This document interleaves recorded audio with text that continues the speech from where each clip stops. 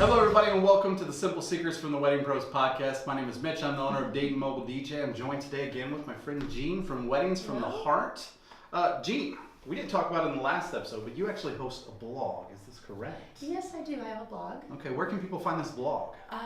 The URL is weddingsfromtheheartblog.net. Okay, I'm actually going to put that down here at the bottom of the screen so you guys can find it and go to it. It's also going to be in the description of this video so you guys can find that as well. Today on the podcast, we're going to be talking about how to get a marriage license. Yes. This is one of the first things that people need to think about or know about when they're starting to organize everything. But not necessarily one of the first things that you have to do. No, absolutely not. But it's definitely something that you need to know. Yes, so I thought it would be a important. good topic to talk about. Absolutely. So the first thing that we need to think about when we're getting a marriage license is where are you getting married? So we need to know either the city, the state, and possibly the county. Right. In Ohio, you definitely need to know the county. Yes. And then you need to find out where you need to go. So again, we're in the Dayton, Ohio area. Hopefully you guys will get a little bit out of this if you guys are from outside the region. But we're in Montgomery County. We also cover some of Greene and some of Warren County and some of the surrounding counties as well. But that's primarily where I work. And so you need to find out where you need to go in your district. So is it the city hall? Is it the clerk's office? Is it the courthouse? You need to know what that is. In Dayton, it is Montgomery County, and you need to go to the Montgomery County Court Building in downtown Dayton. Right. In places like New Jersey, you can actually just download the form online and mail it in. You don't even have to go anywhere. So you can take care of everything all by yourself. Now, is there a waiting period that people need to think about when they're going?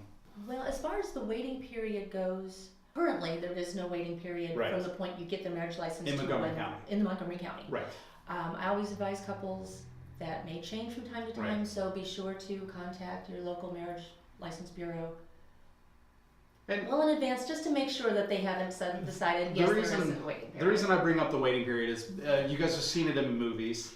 So you go to Vegas, you go to Atlantic City, you can get married right then. There's no waiting period in Vegas and Atlantic City. That's why you can go there and elope, because you could just sign the papers while you're there. You don't have to do a waiting period. Right. In Dayton, we actually just talked about it. It used to have a 5-day waiting period. So you had to go apply. There was a 5-day waiting period and then came back. I don't know if that's to make sure that they want to get married. I don't know what the reasons for that was. I'm not sure what the reasoning was. Possibly, again, to make sure. But another good thing along with the waiting period is that your marriage license actually expires after you purchase it. So that's something that people need to keep in mind. And this is where you need to know when to get your marriage license. Exactly. So in Montgomery County, and again, everybody's probably a little different, but pretty similar, the marriage license is only valid for 60 days after it's issued. And different counties within the Southwest Ohio area, Greene County, Preble County, Darke County, pretty much similar. The 60-day, is good for 60 days. By expiring, it doesn't mean that, okay, I've gotten married, my marriage license expired. No, it just means that from the day you get your marriage license, you have to get married within that 60-day period. So if you're planning on getting married in July, you can't get your marriage license in January. You have to wait until May or June. Right. That way it doesn't expire before your wedding comes up. Yeah. So exactly. just something to keep in mind. We were saying, marriage license should not be the first thing you do when you unless you're getting married within. Like I say, something you need to know about, but definitely not something you need to do immediately. It's you just need to have it on your list, on your checklist of stuff to do 2 to 3 months out. So something to keep in mind.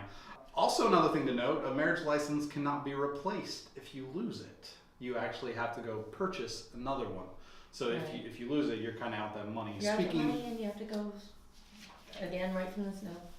Back in, reapply, and pay for a new one. And speaking of money, it actually does cost you money to get a marriage license because apparently with a wedding, everything costs you money. As sad as that fact is, that's just the way it's going to work. It is actually $75 in Montgomery County to get your marriage license. They do not accept personal checks, but they do now accept credit cards. Many counties still don't accept credit card. It's cash only. So err on the side of caution. Cash only or cashier's check or money order. Right. Those were what was listed on the websites. So, And you can always visit your, go to Google, type in how do I get a marriage license, and such county. yeah, and it'll lead you to all the instructions on how to do it. That's how I got all this information about Montgomery County. So the next thing we have to talk about is after the ceremony, what are they supposed to do with all the paperwork that they have from this marriage license? Right. So big question that people have. Exactly.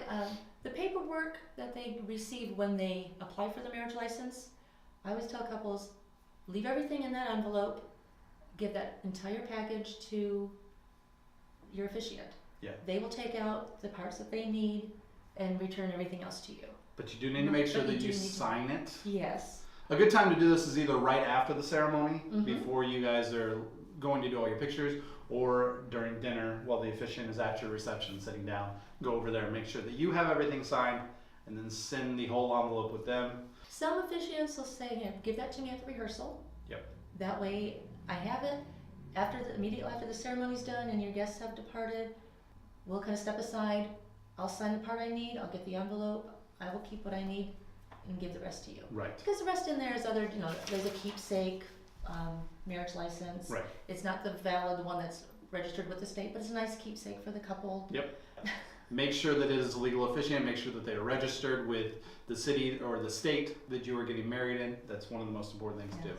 So that's, again, not necessarily marriage license, but the officiant, because a lot of people, they're not affiliated with the church. They really don't have an officiant. They maybe have a friend or family member that would like to.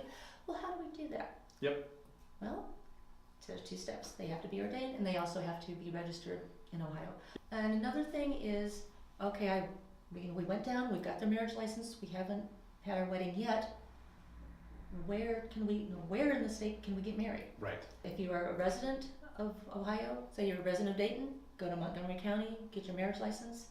You don't have to get married in Montgomery County. You can get married any place in the state of Ohio. And if you're going to Gatlinburg to get married in the mountains, you have to be registered in Gatlinburg. You cannot be registered in Montgomery County, go down to Gatlinburg and get married. You have to be registered where you are getting married. Right. Something else to keep in mind. Right. And get your marriage license in Ohio. You can't go to a different state to get married. Right.